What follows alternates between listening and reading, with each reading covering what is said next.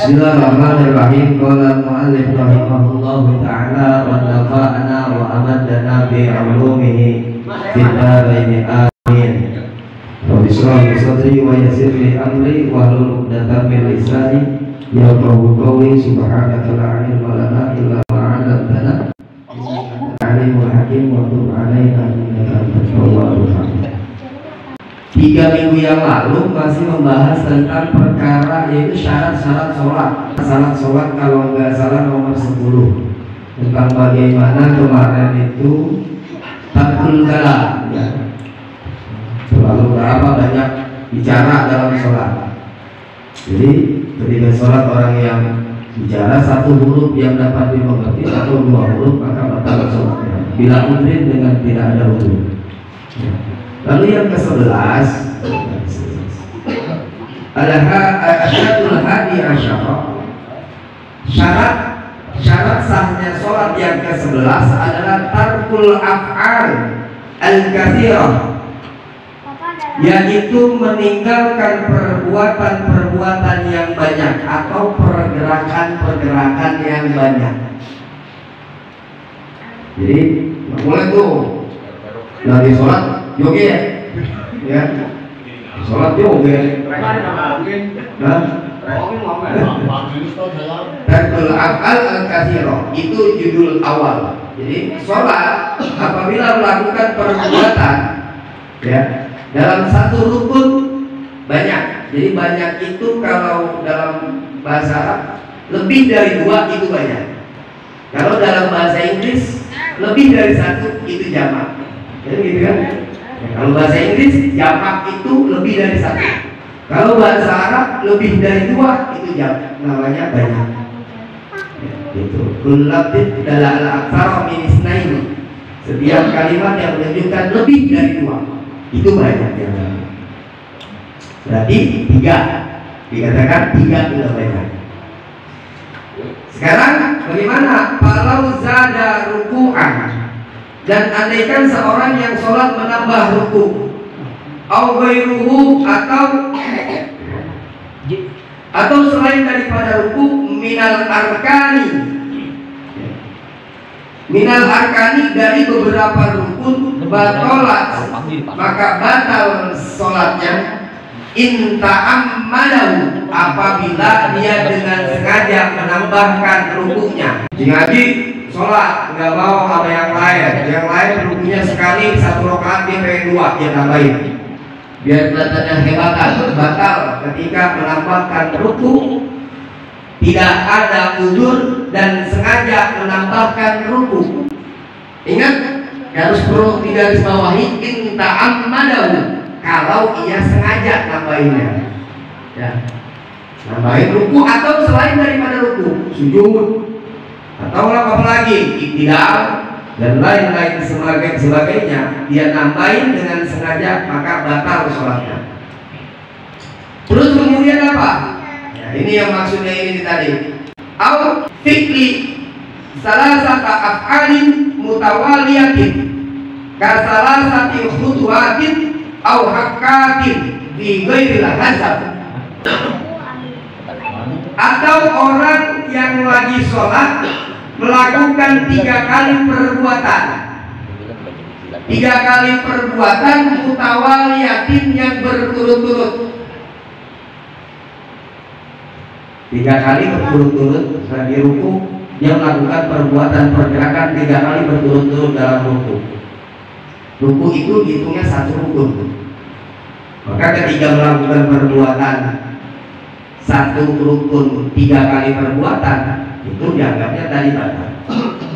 Kalau di sini dicontohkan au fi'li salasata af'alin mutawaliyatin. Seperti apa? Kasalasati khutwatin, seperti 3 langkah. Langkah. Nah, 3 langkah ya. 1, 2, 3. Berarti langkah 3. Ada orang di depan satu masih dalam keadaan baca surat ya, berdiri baca surat Fatihah dan surat itu. Di depan ada yang kosong, ada bolong semua tuh ngaji. Dia langkah 1. Masuk lagi, dia melangkah lagi terus, melangkah lagi masih dalam keadaan berdiri, batal sholatnya. Ya, maka dulu lebih dari 3 orang pada banyak. Salah aja, jadi bagi mau dilangkahin juga. Ya, jadi 3 kali pergerakan dalam satu rukun itu batal. Au hakatin fi ghairil hazabi. Au hakatin atau menggaruk. Menggaruk tuh yang sering bilangin garuk coba. Baru ini diam lagi, masih dalam keadaan itu diam garuk lagi. Masih garuk juga, dia garuk lagi. Batal yang ketiganya itu dianggap batal. Itu pun ya. Atau garukan fi ghairil hazabi. Ternyata 3 kali garukan juga tidak membatalkan. Nah, selain orang yang kudis. Jadi mungkin kudis itu gatal banget kali ya. Jadi nggak tahan. Maka dianggapnya orang yang selain daripada orang yang kudis. Garukan biasa 3 kali batal. Berarti ada yang namanya ini, ada yang bisa tidak membatalkan. Buat siapa digarukan banyak itu? Bagi orang kudis. Maka kalau pengen sholat nggak batal, garuknya banyak, ya kudis saja. Kayak gitu ya. Kagak laku nih. Garuk dulu. Itu mau sholat. Mandi sebulan. Ya, jadi ternyata kudis, mungkin ini dikatakan kudis itu ternyata gatal banget, nggak ketahan kalau lagi sholat mungkin. Kudis itu orang nggak garuk mulu kan bawaannya, nggak ketahan begitu, maka ini ada mazurnya. Ternyata yang kudis tidak dianggap selain daripada hakatin itu, garukan yang dianggap orang itu garuk mungkin dia. Kemudian ada lagi yang membatalkan sholat, au wasaba wasbatan fahisyatan, atau melangkahnya enggak biasa, tapi melompat dengan apa? Fahisyah itu melompat dengan lompatan yang banyak. Bukan yang banyak apa? Jauh, ya. Jauh itu. Walaupun 1 kali lompat yang langkahin kalian lah, paham dah gitu ya? Misalkan harus 2 baris dia langsung langkahin, langsung 21 nah itu benar, supaya enggak sampai 3 aja dilangkahin ke sono. Nah itu namanya awasaba wasbatan aisyatan, melompat dengan lompatan yang sangat. Nah itu batal. Atau ternyata enggak begitu aja, audoroba dorbatan mufriqatan, atau ternyata dia pukul dengan pukulan yang jauh. Lagi sholat ada orang pojok ketembangan, ya itu pun batolat, sawaun, sama aja dia batal sholatnya karena amidan au nasiyan. Ingat nih, ini garis bawahi, karena amidan au nasiyan, walaupun dalam keadaan yang sengaja ataupun lupa. Tuh garuk 3 kali tanpa ada udzur, dia garuk-garuk 3 kali, lupa ataupun sengaja, batal. Melangkah 3 kali, ya artinya 3 kali dalam satu rukun ya. Kalau misalkan garuk 1 rukun, setelah itu dia iktidal, itu udah beda rukun namanya. Terus dia sujud lagi, garuk lagi sekali, itu beda rukun lagi namanya, udah terhitung. Yang maksudnya 1 rukun itu adalah ketika dalam keadaan berdiri. Ini kan rukun paling panjang itu rukun berdiri ya. Karena bacaan surat itu paling lama tuh di situ juga. Kalau rukun mah mungkin garuk pada blok udah langsung tidak mungkin seperti itu. Ntar diajarin bagaimana cara supaya tidak garuk itu nggak batal. Nah, artinya dalam keadaan lupa maupun sengaja itu tetap yang namanya tadi disebutkan itu batal. Nah sekarang wala yadurru, dan tidak berbahaya al-fi'lul qalil, yaitu melakukan perbuatan yang kecil. Wala harakatun khafifatun, dan juga tidak bahaya melakukan pergerakan yang ringan. Wa in kasurat, walaupun banyak. Jadi artinya nggak batal ya. Kalau tadi kan 3 kali aja batal. Sekarang walaupun banyak, yang penting gerakannya gerakan ringan, maka tidak batal. Wa in kasurat, walaupun banyak. Seperti apa? katahrikil asabi'i, seperti menggerakkan jari-jari. Bukan ada orang yang asyhadu an la ilaha illallah mutar. Ini gerak dulu nih. Nggak batal, memang nggak batal. Ya walaupun dia misalkan aliran mana saya nggak tahu, tetap ini tidak membatalkan sholat. Misalkan ada nyamuk kelepak, gatal kan ya. Jadi jangan garuknya begini, karena ini geraknya semua. Tapi begini, yang digaruk dulu begini aja. Banyak tidak akan membatalkan. Dianggapnya satu pergerakan. Satu aja di situ. Bukan begini, kalau begini ya tetap ini yang geraknya ini. Ya, tapi begini, yang gerak itu apa? Kata ringil asabi, seperti pergerakan bergeraknya yang namanya jari. Ini namanya harokat khafifah, yaitu pergerakan yang ringan, atau al-fi'lul qalil, atau perbuatan yang kecil. Nah, yang dianggap kecil itu namanya harokatul khafifah, pergerakan yang ringan.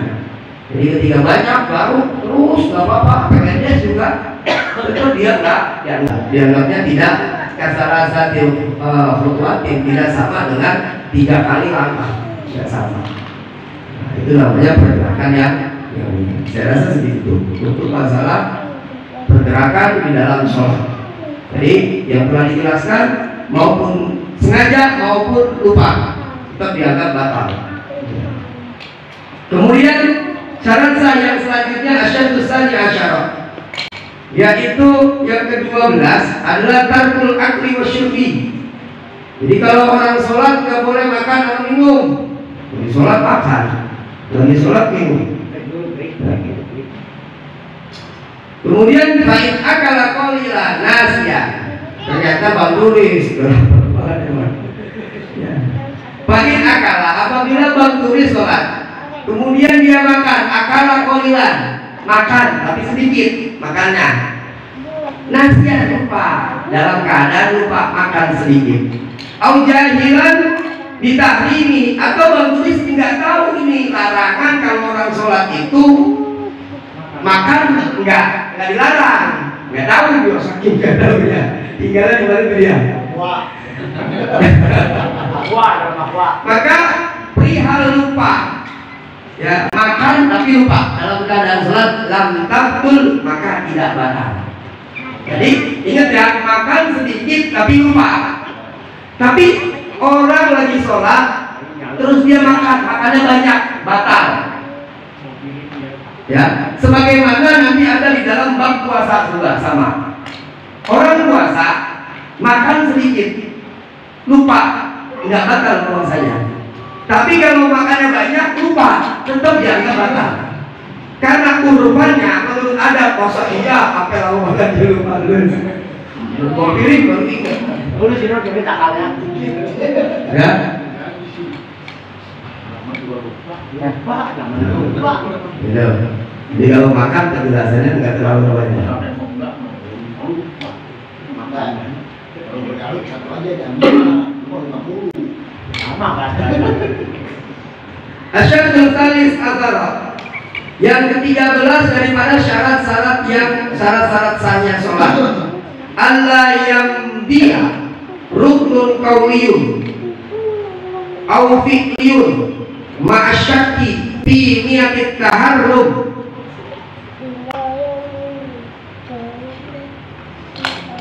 Allah yang dia bahwa orang yang sholat itu enggak boleh melewatkan rukun qauliyun, yaitu rukun qauli. Enggak boleh tuh, enggak dibaca rukun qauli, Fatihah, kemudian takbiratul ihram, kemudian tasyahud akhir. Lagi ya, tasyahud akhir itu meliputi tasyahud akhir, sholawat kepada Nabi, itu bagian daripada rukun qauli, dan terakhir adalah mengucapkan salam yang pertama, itu bagian daripada rukun qauli. Maka tidak boleh itu tidak dibaca itu. Maka apabila tidak membaca itu, tidak sah sholatnya, batal sholatnya. Atau fi'liyun, atau rukun fi'liyah. Rukun fi'liyah itu yang berdiri dalam Fatihah, ruku. Bacaan ruku mau sudah dijelaskan. Namanya bacaan ruku itu sunnah. Bacaan i'tidal itu sunnah, bacaan sujud itu sunnah, bacaan apa lagi? Duduk di antara dua sujud itu sunnah. Yang rukunnya adalah rukunya. Jadi kalau Bang Turis sudah hafal bacaannya, ya ruku aja udah. Ya sah salatnya. Ruku ya diam, apa ya bacanya ya? Udah ruku aja. Sah. Karena itu menjadi rukunnya. I'tidalnya itu rukun. Terus apa lagi? Sujud, dua sujud itu rukun. Ya. Kalau orang yang melewatkan itu masyak serta ragu-ragu. Ada orang yang ragu-ragu. Biniyatit taharruk, dengan niat memulai sholat. Berarti takbiratul ihram.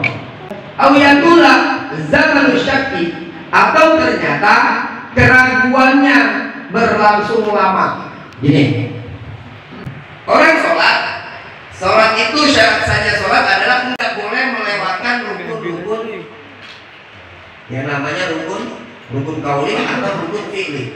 Rukun fi'li itu tadi seperti ruku, sedangkan rukun kauli itu bacaan sholat. Salah satunya rukun kauli itu kan takbiratul ihram, bacaannya ya. Allah itunya yang rukun. Ada pengangkat tangan dulu itu kan sunnah. Nah, kemudian baca Fatihah itu rukun. Terus tasyahud akhir itu rukun. Sholawat dalam tasyahud akhir itu rukun. Kemudian salam pertama itu rukun. Salam pertama kita ngomongin rukun. Melewati itu. Atau ternyata dia juga melewatkan yang namanya rukun pilihan, ruku, sujud, i'tidal dan lain-lainnya. Duduk tasyahud akhir, berdiri ketika baca Fatihah bagi orang yang mampu. Nah, itu pun batal. Bersamaan sama juga ketika Bang Turis lagi sholat, dia ragu-ragu, ada ragu-ragu. Tadi gua udah niat belum? Niat belum nih, niat mulai sholat. Ragu-ragu, dan keragu-raguannya itu nggak boleh lama. Ketika dia masih terus ragu-ragu, batal langsung sholatnya. Batal, berarti mulai lagi sholatnya. Ya nggak wudhu, itu mah sholat. Ya, dipahami ya. Atau ragu-ragu. Tadi gue udah baca niat belum ya. Dipikirin aja sampai bilang lagi ruku itu dia jalan, masih bikin berniat belum, batal sholatnya. Karena niat itu nggak boleh digituin. Yang lain boleh, ragu-ragunya masih bisa yakinin. Tapi kalau misalkan kita meyakini atau keraguan dalam niat ya. Kemudian syarat sah yang selanjutnya yang ke-14 adalah Allah yang liyaqat uslah au yataraddada fi qatiha. Nggak boleh juga nih.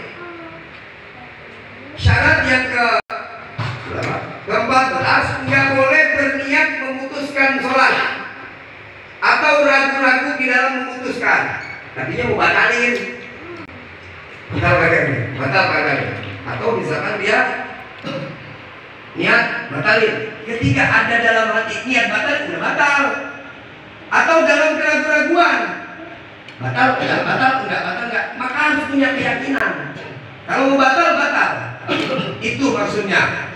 Kenapa bisa begitu? Nggak boleh dalam sholat itu menyatakan pengen memutuskan sholat, pengen membatalkan sholat. Nah itu tidak ada dalam najis. Ini tentang masalah hati berarti ya. Kita ketiban najis. Kemarin kita udah ngaji apabila ada najis ma'fu. Tapi kita mengatakan ini batal, maka batal sholat kita. Padahal kita udah ngaji. Najis ma'fu itu yang gimana? Nah ketiban lagi sholat dengan najis ma'fu, berarti kan itu ma'fu, dimaafkan, tidak batal sholatnya. Tapi dia meyakini untuk membatalkan sholat, dia batal sholatnya. Atau keraguan, batal enggak. Itu batal begitu doang. Nah, batal. Makanya, al yakin la yazalu bisyak dalam usul begitu. Orang yang yakin tidak akan menghilangkan keraguan. Makanya punya keyakinan, jangan sampai ada keraguan dalam hati. Harus yakin mau batal, enggak. Dalam fikih itu begitu. Enggak ada yang namanya sifat ragu-ragu. Apabila idza ta'arradul yakin wasyak Pak Budiman terserah mau duluin yang mana. Apabila terjadi perselisihan, dia ragu-ragu atau yakin mau diputuskan yang mana. Ketika putusannya selalu ragu-ragu, ternyata batal juga, maka harus punya keyakinan batal atau keyakinan sah. Mengenai keyakinan seperti ini. Dan yang terakhir tentang perkara syarat sahnya sholat adalah adamu ta'limu qutiha bisyai'in. Ini bahayanya ini. Enggak boleh menghubungkan dengan sesuatu untuk memutuskan sholat. Pak RT sholat dan dia ada tamu, tapi sebelum sholat dia ngomong, lagi nungguin nih yang namanya komisi belum nyampe nih, ya kan?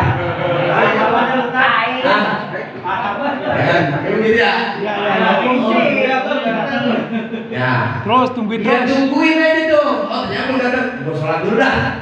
Entar kalau misalkan dia datang seperti itu, gue batalin sholat.